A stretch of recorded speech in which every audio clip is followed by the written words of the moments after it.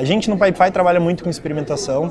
A gente falou com o pessoal do Nubank, do Dr. Consulta, e eu acho que isso é uma coisa comum a todas as scale-ups, né? Como é que vocês institucionalizaram, digamos assim, a experimentação lá? Você tem um programa específico para isso? Qualquer pessoa pode dar ideias?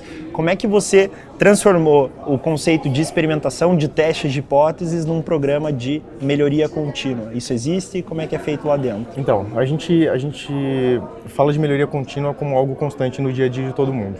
Então, dentro dos times, a gente tem, por exemplo, o agilista, o Agile Master, que é a pessoa responsável faz o guardião do processo dentro do time. Essa pessoa a gente incentiva muito a melhoria contínua e traciona muito isso com essas pessoas. Então tem esse universo de experimentação dentro do processo do time. Mas também os POs, os Product Owners, tem esse universo de experimentação na concepção de produto e de ideação e tudo mais. Então a gente tenta espalhar esse conceito não só de uma forma institucional, organizacional, mas dentro do dia a dia de cada time. Assim.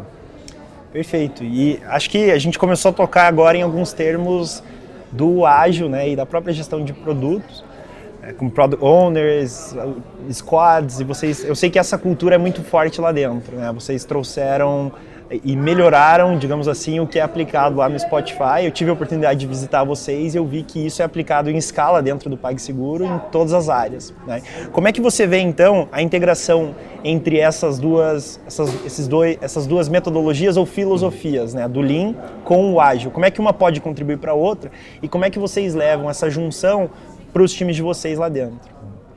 Bom, esse negócio do modelo Spotify eu acho interessante. A gente entende, por exemplo, que o modelo Spotify ele serviu para o Spotify em um determinado momento e quando aquilo apareceu, não necessariamente é a realidade mais de lá. Então, a gente trata a agilidade como uma jornada. Então, a gente chama de jornada ágil até internamente, porque a gente entende que ela é algo adaptável e evolutivo. Então, talvez o que fez sentido... E sem fim. O que fez sentido para o Spotify não necessariamente faz sentido para o PagSeguro e não necessariamente faz sentido para as outras organizações. Então, a gente evita esse formato pré-definido.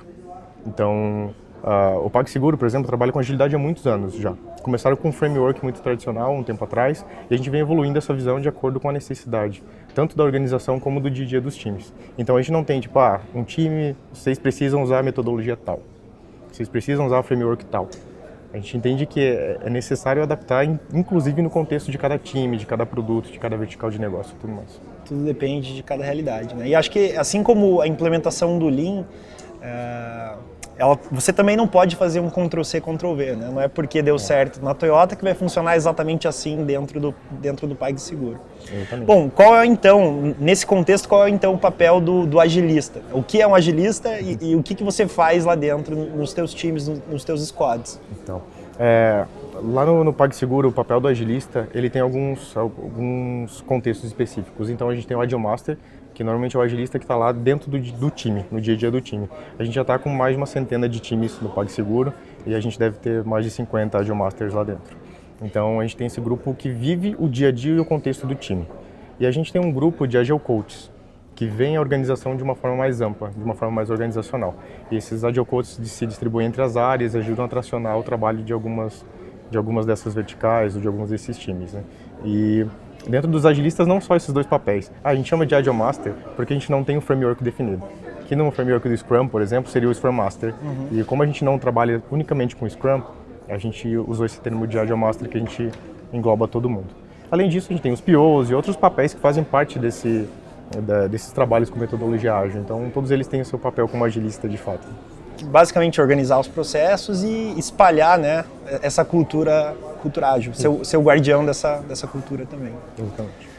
Perfeito. E eu entendo que a aplicação ela tende a ser mais fácil, e não sei, isso sou eu olhando de fora, para times de tecnologia, né, que já vem trabalhando dessa forma há algum tempo, isso já é pregado na indústria. Como é que é? E eu sei que vocês aplicam também essa filosofia em times de back-office, né, de RH, financeiro, até o jurídico, né, todos trabalhando lá com seus Kanbans, a ideia de backlog e etc. Como é que é a aplicação desses conceitos para esses times de back-office? Então, é interessante essa diferença, né? Quando a gente está falando de um time de produto, eu acho que o fluxo de valor, a entrega de valor é algo mais claro. Quando a gente fala de times de áreas funcionais ou de back-office, é mais difícil traduzir essa visão de valor. A gente preza muito por essa visão de valor, de fluxo de valor, então é um trabalho muito grande de propósito, de mostrar para esse time de operações, de atendimento, de jurídico, RH, enfim, em que eles têm sim valor, eles têm a sua representação dentro do fluxo de valor da organização e que eles têm um propósito muito importante dentro da organização. Então, eu não estou falando de um produto, mas estou falando de propósito, estou falando de pessoas, estou falando de processo. Então, a grande parte da filosofia Lean é baseada nesses 3 pontos. Então, o que eu acredito é que a gente trabalhando de forma adequada, visão de propósito, se enxergar dentro do fluxo de valor e trabalhando sim em eficiência de processo, a gente consegue trazer valor para a organização. Não necessariamente vai impactar o cliente de forma direta, mas sim faz parte de uma cadeia de valor que impacta o cliente no final. Talvez impacte um cliente interno que, por sua vez, está em contato ou não com o cliente final, né? Mas isso é repassado, digamos assim, ao longo desse fluxo de valor. Exatamente. A gente tenta mostrar o mais diretamente possível o impacto no cliente. Tentar deixar um pouquinho de lado essa visão de cliente interno, entender que o impacto de alguém que atua no back-office é sim impactar o cliente lá na ponta. Entendi. Então a gente entender que faz parte desse fluxo de valor aquela atuação daquela área. Isso é muito bacana porque você acaba criando, por consequência, uma cultura que é customer-centric, né? Você está colocando o cliente no centro e mostrando para aquelas áreas de back-office que muitas vezes lidam com tarefas incidentais que, ainda assim, essa tua tarefa, que é incidental, ela impacta, sim, o cliente lá no final.